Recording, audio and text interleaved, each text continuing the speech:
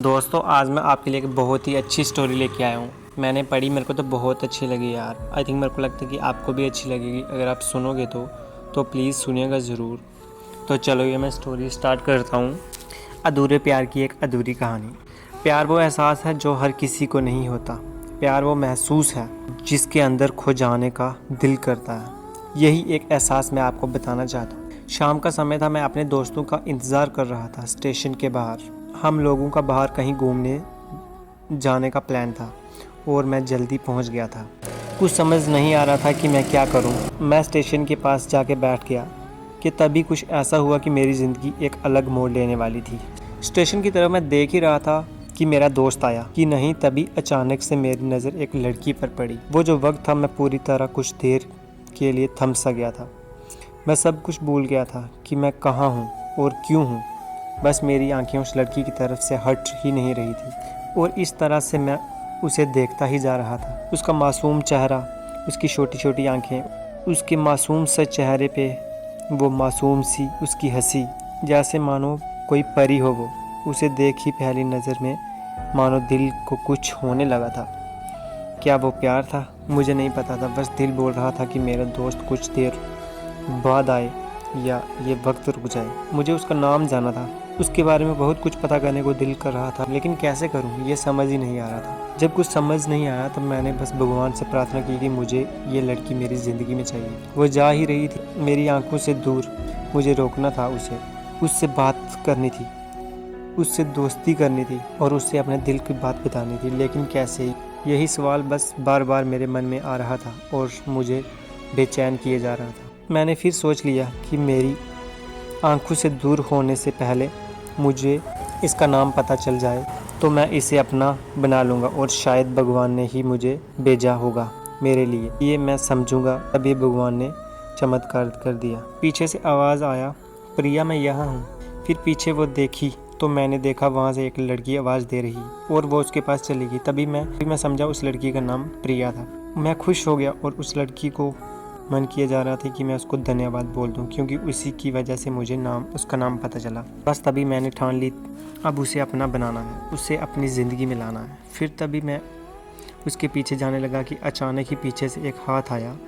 पीछे देखा तो दोस्त आ गया था। अब मैं क्या करूं समझ नहीं आ रहा था। मैं क्या बोलूं उसे, कैसे मना करूं उसे, कैसे जाऊं मैं उसके पीछे। मैं इसी सोच में लगा रहा। तब तक वो मेरी आंखों से दूर हो चुकी थी। दिल मानो रोने लगा था।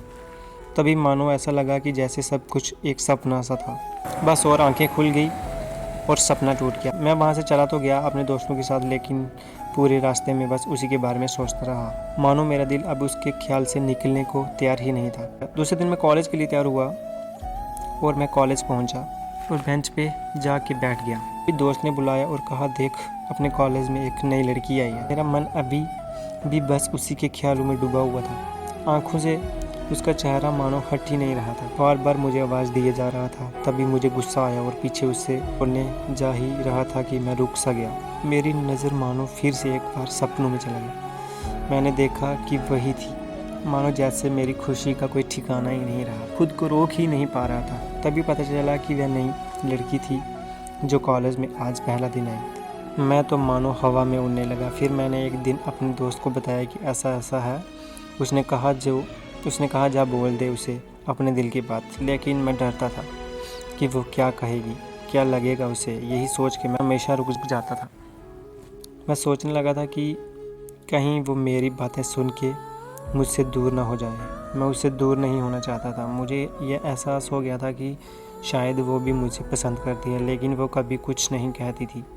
उसे लगता था कि मेरे मन में उसके लिए कुछ नहीं है, लेकिन वो क्या जाने की पहली नज़र में देख के मैं आपसे अपना दिल दे चुका था। दिन बीतते गए और हम लोग एक अच्छे दोस्त की तरह साथ रहते और बातें करते थे, लेकिन ना कभी मुझे हिम्मत हुई उससे कुछ कहने की, ना ही उसे।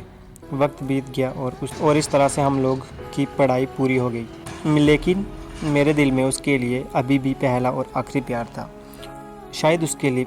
और इस तरह से हमें सबको अलग अलग कंपनी में जॉब लग गई थी। तभी बस एक दिन मैंने सोच लिया कि बस अब मैं उसे कल दिल की बात जाके बता दूंगा। मैं अगले दिन सुबह उठा और उसे फ़ोन किया और उसे कहा कि मुझे मिलना है तुझसे। उसने मिलने के लिए हाँ कर दिया और इस बात से मुझे बहुत खुशी हुई। हम लोगों ने एक समय तय किया और मैं समय से पहले वहाँ उसका इंतज़ार कर रहा था। तभी मेरी नज़र उस पे पड़ी।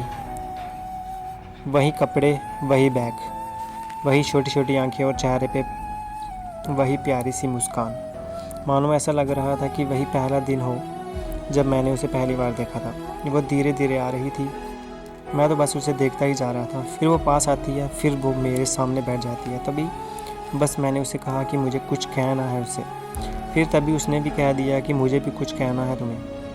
मैं खुश हो गया, मुझे लगा कि आज वो भी अपने दिल की बात बोल देगी।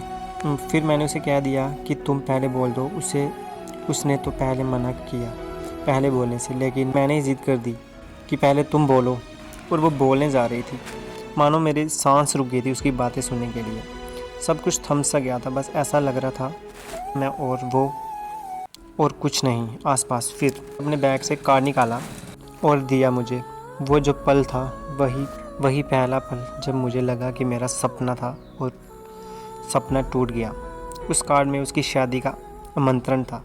बस फिर क्या था, सब कुछ वहीं रुक गया। शायद मैंने बहुत देर कर दी थी उसे अपनी दिल की बात बताने में, शायद बहुत देर। फिर उसने मुझसे पूछा कि तुम क्या कहना चाहते थे।